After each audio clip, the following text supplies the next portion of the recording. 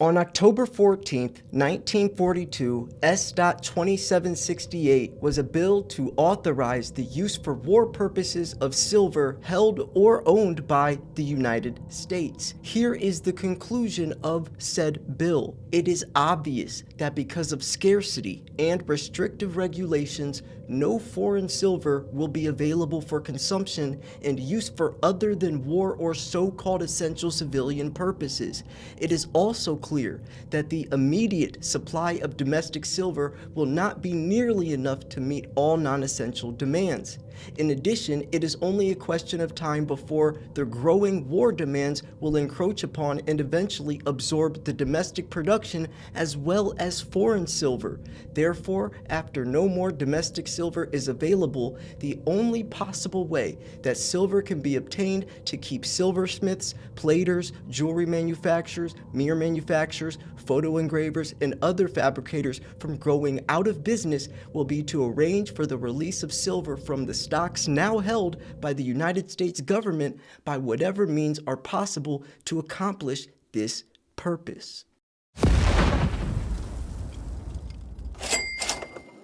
This week's specials for Miles Franklin are 1 ounce 2023 silver Krugerrands only $3.10 over spot, along with the beautiful 1 ounce gold Australian backdated kangaroos for only $59 over spot. We have the lowest competitive pricing, weekly discounts, personal service by yours truly, one of, if not the most reputable, trusted company in the United States, and we have the largest inventory of precious metals I've personally ever seen. I'm truly honored to be able to offer my subscribers a cheap and safe way to purchase precious metals. Once again, that's slayer@milesfranklin.com. Now let's jump into the video.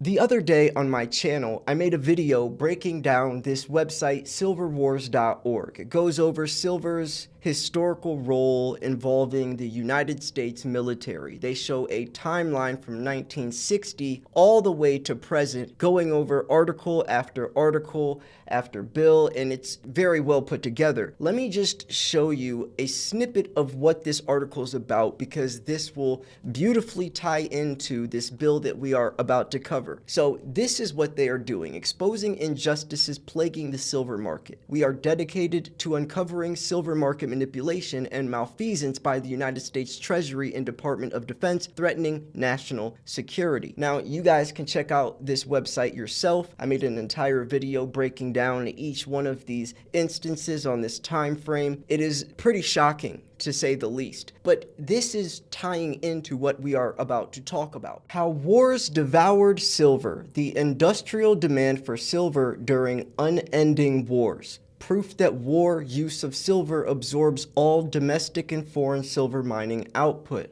What do they mean? Well, silver is heavily used in military and aerospace for drones, satellites, rockets, nukes, tanks, surveillance equipment, missiles. I mean, there's 500 ounces of silver in a single Tomahawk missile. They're saying that there's up to 11,000 ounces of silver in some of these torpedoes. I mean, it's used for everything. And as we know, the silver shortage is real, and this has been a real thing for a long time. Silver does, unironically, win wars.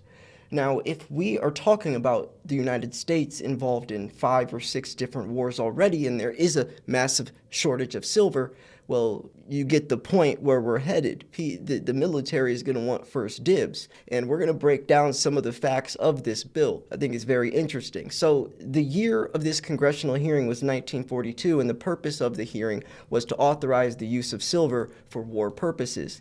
It's fascinating to note that this decision was made prior to the realization of silver's crucial or critical importance in various modern technologies.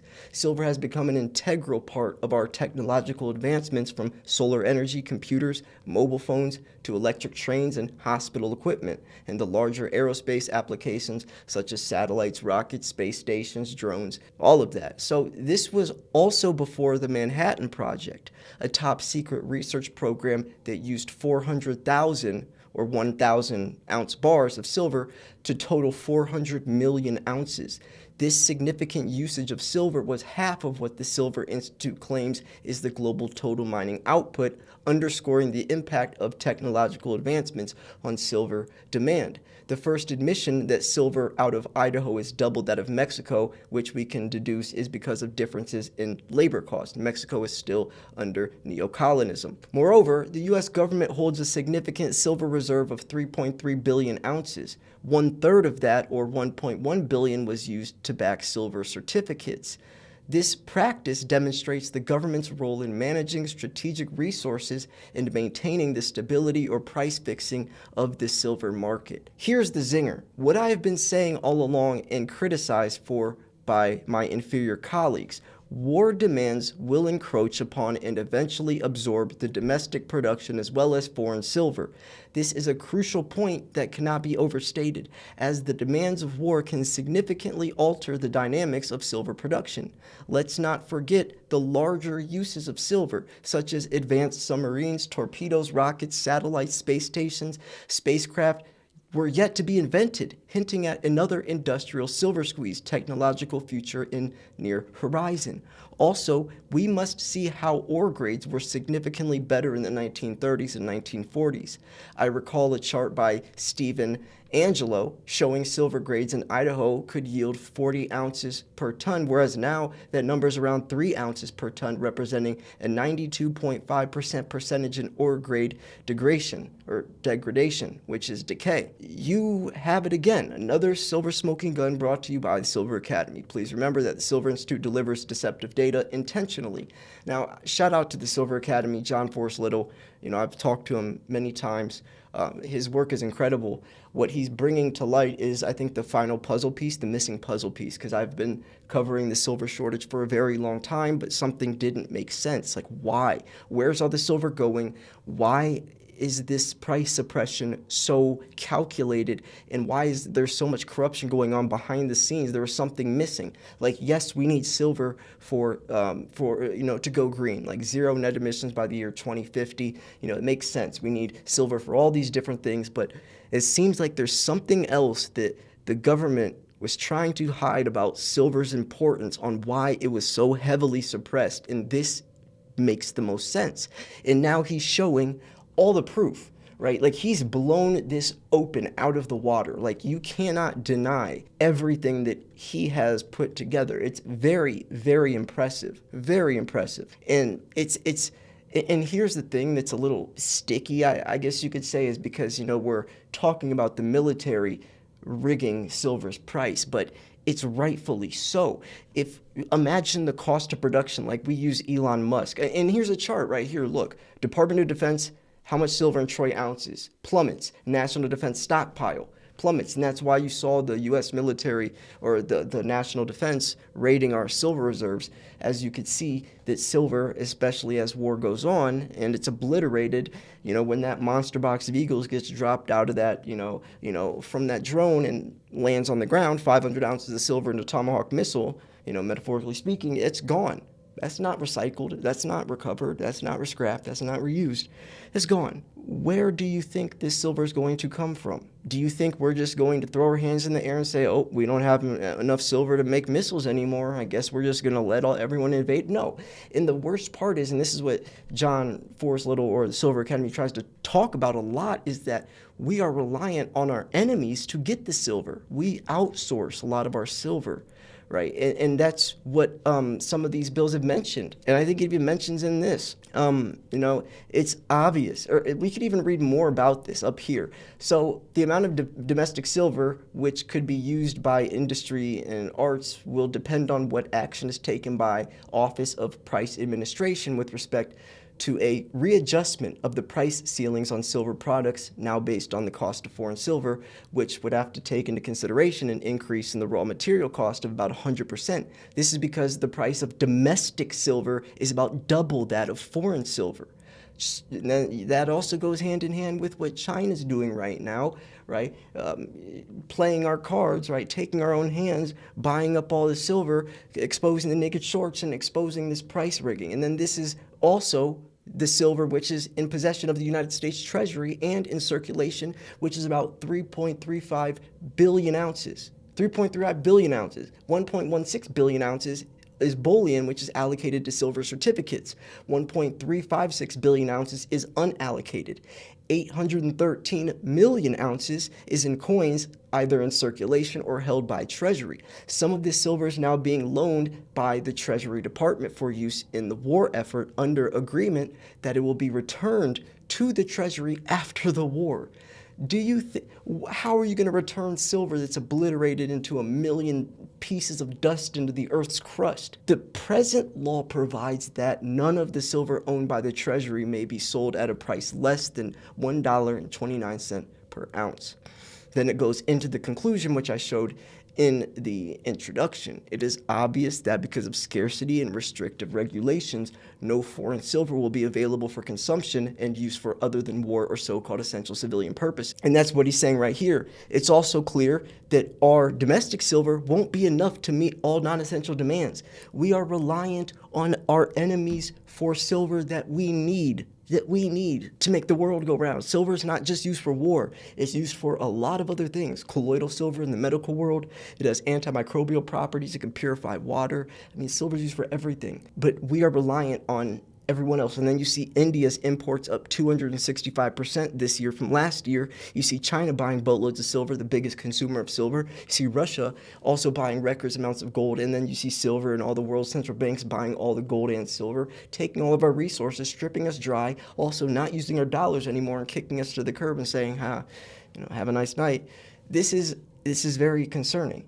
And I feel like not enough people are talking about this. I've been making a lot of videos covering this because I feel like this is somewhat of a smoking gun of why or the intent behind it, right? We could talk about the silver shortage all day, but there's no like reason behind it truly. Like there really isn't. Like we know that silver, it's not as black and white as, okay, we just can't produce enough silver, right? It's like I can show you charts right here. Let's look at these charts. Okay, so we can go into these charts. Is it COMEX showing an impending price spike in silver? We can go over gold and silver. We could go, we will use which chart? We'll use this one. Now, we could obviously say, mine production's down and demand is up, right? Silver supply and demand conditions are expected to enjoy another strong year in 2024. Robust gains from PV applications with a decent performance in other segments are expected to see industrial demand reach all record highs. An uptick in discretionary spending and restocking should also boost jewelry and silverware. Crucially, supply will remain little changed while demand, is rising. And we're talking about, look, you want to talk about supply deficits? Check this out. This year's deficit is predicted to be 184.3 million ounces, and that's behind 2022's mark of 263.5 million ounces. We're talking about 500 million ounces in the red within only a couple of years. But then you could say, okay, well, but what's so important about silver price suppression then? There's something missing. Like, of course, this would be pushing the price up then. So why is the price still being suppressed? For what though? Well, now it makes sense. It starts to make more sense when you look at the missing puzzle piece of the military needing it. We always talked about someone like Elon Musk that needs it for like SpaceX and Tesla and Solar City or Starlink, him needing a lot of silver because if silver's price rose to $100, his cost of production would literally triple in value. That's why Mike Maloney wrote an open letter to Elon Musk urging Elon to buy silver, to buy physical silver, saying if you don't buy physical silver now, you plan to make X amount of Teslas by the year 2030. And if you wait till silver's $100, that's literally billions of dollars you'll have to pay instead of just 800 and something million right now. So think of that on a bigger scale. Military needs just as much, if not much more silver than Elon. So just picture that on a bigger scale. That's the intent behind it. That's also why you will see the Federal Reserve and everyone trying to downplay silver. And, that's also why this could go into so many different directions. Then you could take this into the U.S. Mint and all the allegations and everything that happened with them in 2020 and how they had to literally just, they ran out of silver.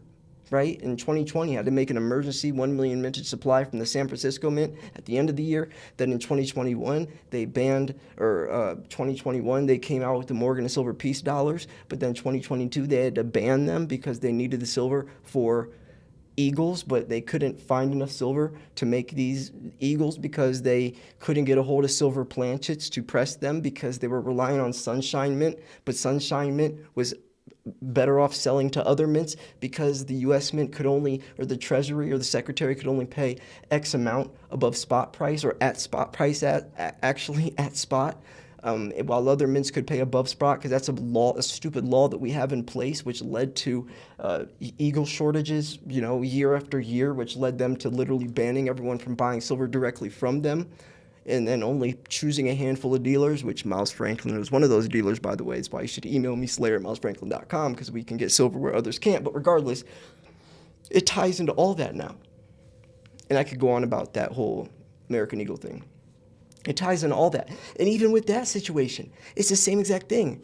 We were reliant on Sunshine and other, because we stopped sourcing in-house. We stopped producing the eagles within the U.S. Mint. We started relying on silver planchets from other mints because we weren't producing 30, 40 million eagles annually anymore like we used to. So we were like, okay, well, why don't we just get our planchets from somewhere else, because we're only producing like 15 million ounces annually, so it's a lot more cost effective. But then once you put yourself, they shot themselves in the foot, because then they were reliant on someone else. But then when silver's price starts when premium starts skyrocketing, other mints are saying, well, I could pay you this much above spot price, but the U.S. Mint can only pay spot. So the Sunshine Mint, which is their biggest producer, they're like, okay, well, why would I want to sell to the U.S. Mint if I'm only going to be able to sell my silver at spot price when I could sell to another mint like Perth Mint or whoever, Royal Mint, that can pay me $3 above spot, right? And that's a law that we have in place.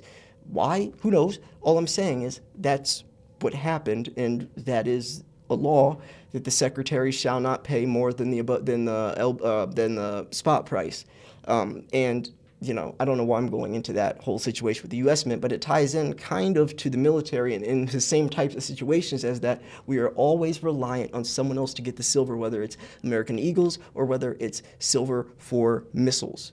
And and we put ourselves in a pretty bad situation when that happened. So anyways, I guess I'll wrap this video up here. I thought this was pretty interesting. Shout out to the Silver Academy for showing another great piece of information, just justifying, or not justifying, I guess, rectifying the silver shortage, and everyone, like he said, everyone that saying that he was criticized and saying, same with me. How many people said that there is no silver shortage, or that, it's not as extreme or severe, and I was coming up with conspiracies or exaggerating. It's like, no, like the numbers don't, you don't even have to, there's no theory. You could just literally look at numbers and tell. Numbers don't lie. And actually the numbers that do lie are extremely underestimating it, which is the Silver Institute. So the numbers are actually much worse. So anyways, I'm going to wrap this video up here. I hope you guys enjoyed it. If you did, make sure to like the video. If you guys wanted to purchase silver, slayer@milesfranklin.com. We have some good deals right now, and I will be jumping out of an airplane in 2 days. I'll probably be posting this tonight. I try to post twice a day now, but yeah, anyways, I love you all. Make sure you guys subscribe and wish me luck while I jump out of an airplane. Thanks for tuning in. This is Silver Slayer. I'll see you guys tomorrow. Peace.